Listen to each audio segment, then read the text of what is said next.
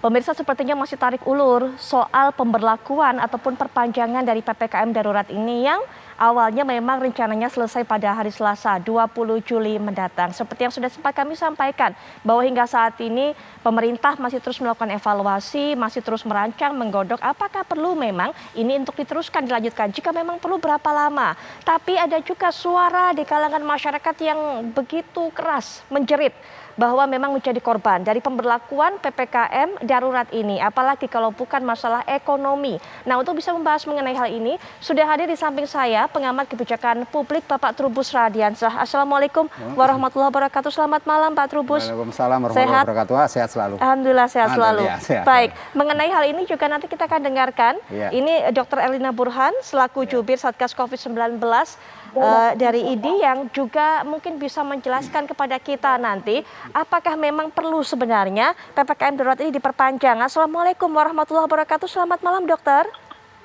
Selamat malam. Sehat dokter?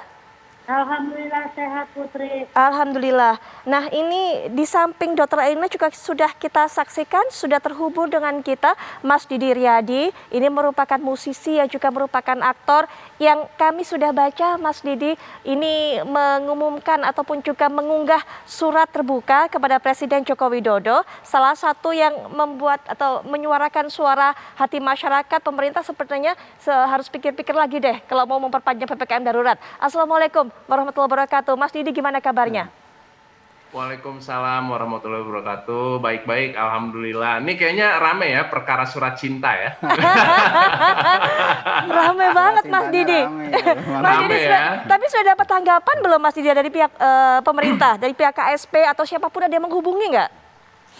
Sampai dengan detik ini sih belum ya, belum dapat konfirmasi terkait surat yang saya layangkan kepada Bapak Presiden.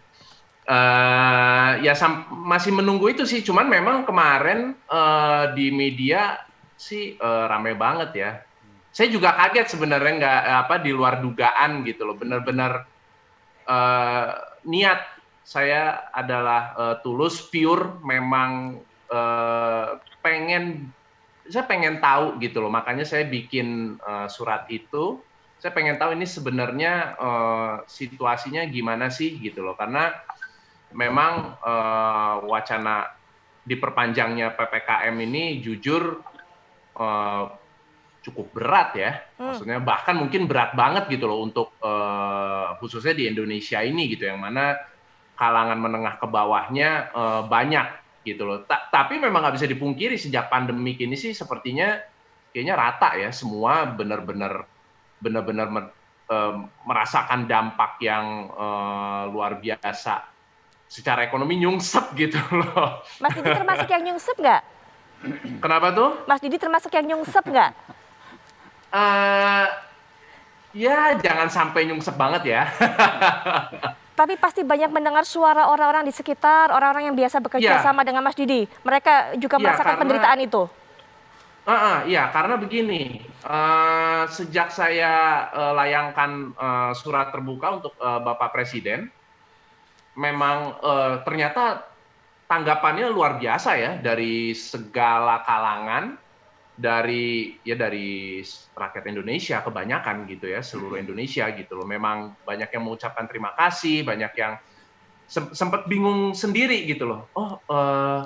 Emang sebelumnya belum ada yang pernah speak up soal ini ya gitu loh. Karena contohnya kayak saya mewakili dari dunia entertainment sebagai musisi gitu, teman-teman musisi yang lain tentunya kan selama pandemik nggak ada show ya, nggak ada panggung gitu loh. Sementara di satu sisi pengeluaran yang nggak bisa di stop, pengeluaran ada terus gitu loh. Tapi yang masuk nggak ada. Nah, saya ngelihat selama setahun lebih ini solusi apa sih yang bisa dikasih atau bisa diberikan dari pemerintah untuk mengatasi situasi ini gitu loh. Apalagi yang menengah ke bawah ya, mungkin kita belakangan udah sama-sama sering lihat banyak video yang beredar gitu, gimana pedagang-pedagang kecil yang kena razia PPKM gitu loh. Belum lagi maksudnya yang aparatnya juga ini ya, maksudnya frontal dan keras banget gitu loh. Sementara ya memang gimana, faktanya adalah seperti itu. Secara ekonomi di Indonesia jurangnya, gapnya tuh jauh banget. Baik. Ketika diberlakukan PPKM atau ini mau diperpanjang lagi atau lockdown atau dengan istilah apapun gitu ya, ya menurut saya pribadi sih nggak bisa ya. Artinya ya seperti yang dalam surat yang saya layangkan kepada Bapak Presiden, di situ ada poin menjelaskan di mana kebijakan mengenai PPKM atau sejenisnya atau apapun lah namanya ya, itu bisa dicoba dikaji ulang gitu loh. Selama setahun lebih ini kan bisa kelihatan tuh grafiknya gitu loh, gimana dampaknya. Artinya jangan kayak, oh ya ini pokoknya intinya hanya tentang COVID aja. Kan enggak gitu loh. Dampaknya terhadap perekonomian juga gede banget gitu. Itu sih maksudnya harapannya sebenarnya sih ada kebijakan yang lebih ramah dan lebih berpihak ke masyarakat, khususnya di bidang ekonomi gitu loh, perekonomiannya, dari sisi perekonomiannya, dari sektor perekonomiannya tuh benar-benar juga di consider juga lah gitu loh, karena emang benar-benar ya jujur sih, maksudnya benar perekonomian secara keseluruhan sih benar-benar nyungsep lah ibaratnya sih gitu. Baik, mungkin dapat cerita dari sekitar masyarakat ataupun mungkin rekan yang menerima bansos, cukup nggak selama ini bansos diberikan oleh pemerintah sebagai solusi untuk mereka, Mas Didi? Nah, uniknya setelah saya layangkan surat ke Bapak Presiden, justru banyak cerita-cerita yang masuk dari rakyat, dari masyarakat yang memang seperti ada bansos yang nggak tersalurkan dengan baik, terus BLT yang katanya ada, saya sampai sekarang belum terima gitu loh, terus seperti kayak banyak banget gitu loh, kayak ya saya harus membiayai anak istri saya gitu loh, tapi dalam kondisi seperti ini gimana caranya gitu loh, omset menurun, yang dapat monthly payroll aja, yang dapat gaji per bulan aja itu dipotong. Ini apalagi yang sifatnya, saya perhatiin khususnya di Indonesia ini masih banyak yang dapat dari harian. Ada job, ada project, ada kerjaan, baru dia dapat duit. Ya sebenarnya sih sama kayak misalnya musisi anak band ya, penyanyi solo atau anak band atau siapapun gitu. Ada job, ada panggung, baru dapat duit. Lalu apa nanti turunannya? Turunannya adalah nanti akan dibagi ke tim produksi. Baik. Gitu loh. Ada kru apa segala macam. Belum lama saya habis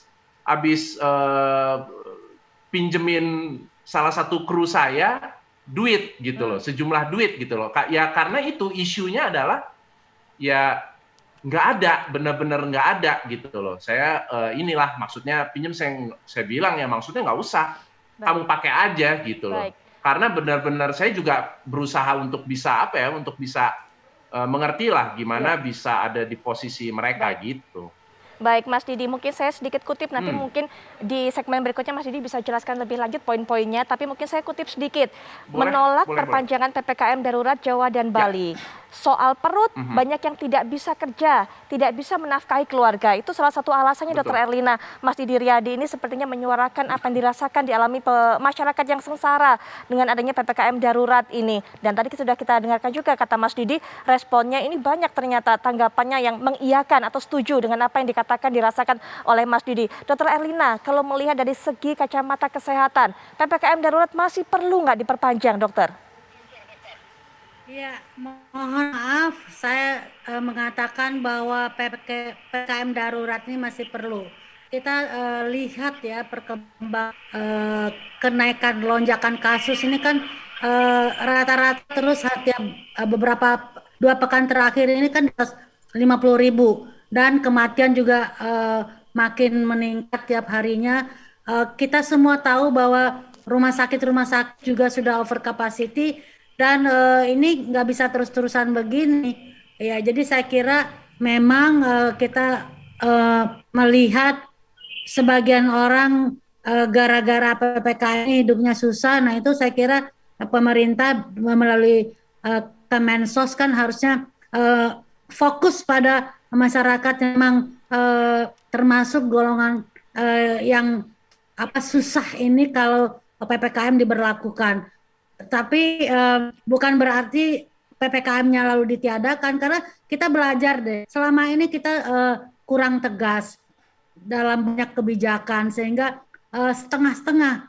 Ya, karena terus-terus setengah-setengah, kita lihat sekarang kita nggak kelar-kelar urusannya. Ya, orang lain sudah bisa lepas masker di negara Amerika, di Cina, dan di Prancis misalnya, karena memang mereka kasusnya sudah menurun dan juga vaksinasinya cakupannya makin tinggi. Sementara Indonesia itu dalam kondisi yang belum bisa lah kalau tidak ada PPKM, apalagi cakupan imunisasinya masih belum sesuai target. Kemudian ada varian baru sekarang, dan yang penting adalah bahwa banyak masyarakat yang abai dengan protokol. Oke, kalau nggak mau 5M, at least lakukanlah 3M, yaitu pakai masker, cuci tangan, dan jaga jarak. Karena memang kalau dilarang keluar rumah, ya kan itu tadi, kalau nggak keluar rumah nggak makan. Oke, keluar rumah tapi pakai masker. Dan saya adalah termasuk, karena melihat termasuk orang yang setuju kalau ini diteruskan. Tetapi tentu saja tadi kalau kita juga harus mendorong Kementerian Sosial untuk memastikan orang yang membutuhkan ini mendapatkan haknya. Baik, Dr. Erlina, nanti kita akan terus lanjutkan lagi perbincangan mengenai hal ini, karena tadi poin yang Dr. Erlina sampaikan itu juga termasuk salah satu, ada poin di surat terbuka Mas Didi yang mempertanyakan sebenarnya PPKM darurat ini sudah dilakukan beberapa waktu, tapi efektif nggak? Karena kalau dilihat dari angka-angka ini kok malah makin tinggi kenaikan kasusnya. Nanti mungkin Dr. Erlina juga bisa berikan tanggapan, Mas Didi juga nanti kita lanjutkan perbincangan. Untuk Pak Trubus nanti setelah jeda, saya minta tanggapan, ada dua hal sebenarnya kalau dari Pak Trubus. Yang pertama, mengapa bisa ada dua suara yang berbeda dari dua Menko dari istana? Kemudian yang kedua adalah bagaimana dengan adanya rencana dari PPKM darurat diperpanjang, masyarakat juga semakin sengsara. Mau makan apa? Nanti setelah itu kita akan bahas, kami akan jeda setelah yang berikut ini, kami kembali.